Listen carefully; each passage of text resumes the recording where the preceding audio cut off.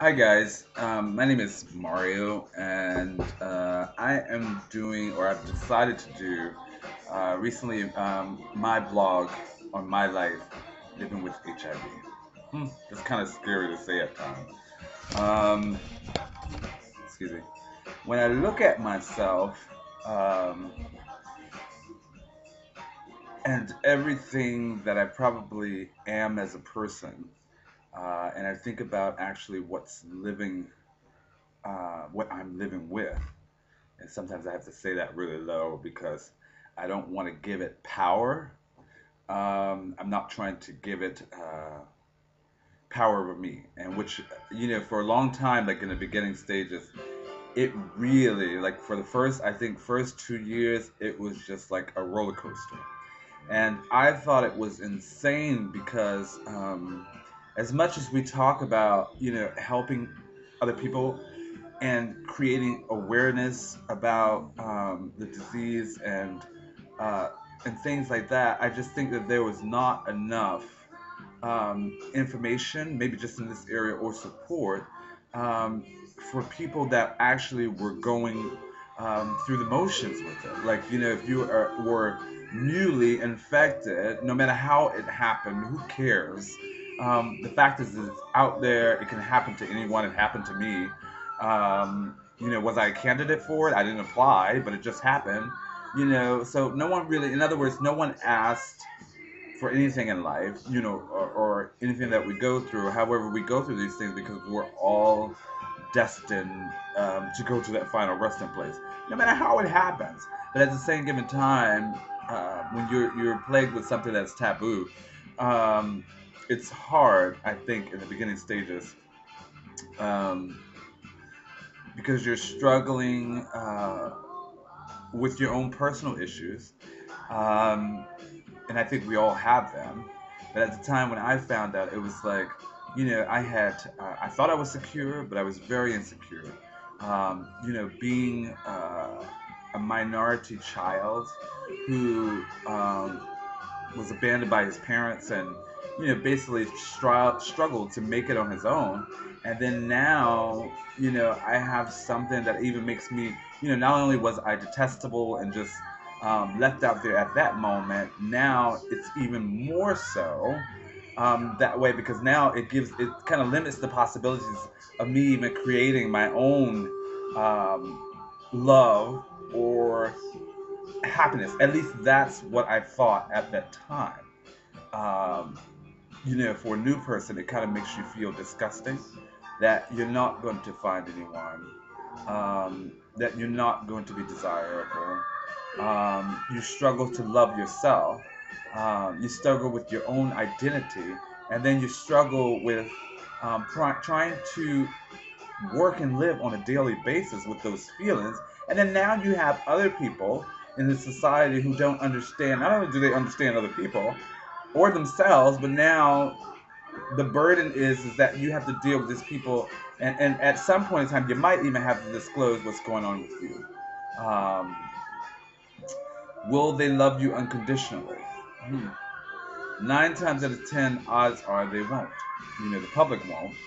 Um, let's live it. Let's face it. We live in a world that takes pride on demoralizing people and takes pride on other people's pain. um, hence, i.e., gossip in the workplace, or just when people, you know what I'm talking about. So it's really hard to find genuine friends as well as genuine people. At least it was for me. I can't speak for everyone. In my blog, if this is not you, um, or you were not in this space, this wasn't for you. This is not for you. This is for people who might have been going through the same thing I have been going through, and just trying to give you a little bit of a relation um, that there's somebody else going through the same thing that you are. Let's talk about me being HIV positive. I've probably been positive now for approximately 2001, 2000. So what? Almost nine years now. The first 5 years was hell. I tell you, it was living hell. Um, and I live in a small town that didn't make it any better. So, you stuck with trying to sift through these online websites, for someone to connect with and to identify with. So it was just hell. I remember being very self-destructive, with alcohol, sometimes with drugs, and just hurting myself, more because I felt like if I was gonna die, so I might as well just give up. Um, and that was really, it was a rough time, and I spent so many days. I remember when I first found out, laying on my sofa, and I wouldn't get up, and some days I didn't even go to work. Because although I looked good physically on the outside, because I always worked out, I always went to the gym, and stuff like that. I just I felt like I was done, So again, all those images that you see, the pictures that you see about HIV and about people living with HIV, they weren't. I was now this person. Do you understand? So I was waiting for that change to happen, So, but as you can see, 9 years down the road, I'm still sexier than ever. Still muscular, still doing what I do. However, I can tell you that wasn't easy. There was times when I lost weight, like drastically, couldn't explain it. Poor diet, medication choices, a lot of issues um, played in that fact. Um, I so I'm so happy now, with myself and my life. And I want to thank God for that because, when I was abandoned by my mother as a child on a porch, and when I was abandoned by my friends, and when I was abandoned by everyone, I can truly say that I even felt so disgusted, I didn't even pray.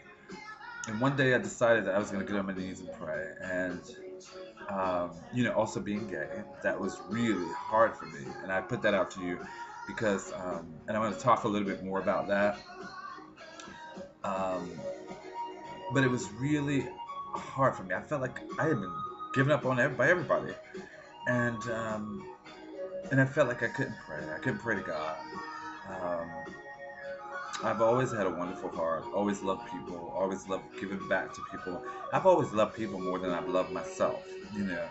And that's probably one of the reasons why I got HIV because and I'm sure a lot of you can relate to that, is that sometimes I was searching for love and I wanted to be touched. I wanted to be, and even if that came through sex was a replacement for me for wanting to be touched.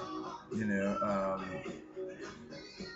I used to sit back and think all the time. I never hear. How many times do I hear the word "I love you"? Because I never heard that. So again, those were some of the issues that I dealt with. But one day, after 5 years, now mind you, it took me 5 years from the time of diagnosis to the time of starting to forgive myself. Even though people say that, and I think that even when people say that immediately, I think they need to be careful because there is a grievance period. There is a period when we grieve, we go through things, so it's normal to grieve. But, sometimes I meet people and they say, oh, I was fine with it. And I just kind of went right with the groove and I stayed positive and all that. I'm like, no, I don't want to believe that because I know maybe it does, maybe it's not. But in my reality, in this world, I know that even the greatest person in the world feels uh, pain. Do you understand? There's a thing that happens when something shocking happens to you. It is so normal to go through this grievance period. Sometimes denial, sometimes you go through this whole symptom or pattern of things. And some people, it can come later than it does to others. But hopefully it comes now sooner than it does, and that way you can live on later, that you can adjust and free yourself of the burdens of people as well as the burdens of the disease and move on. uh, um,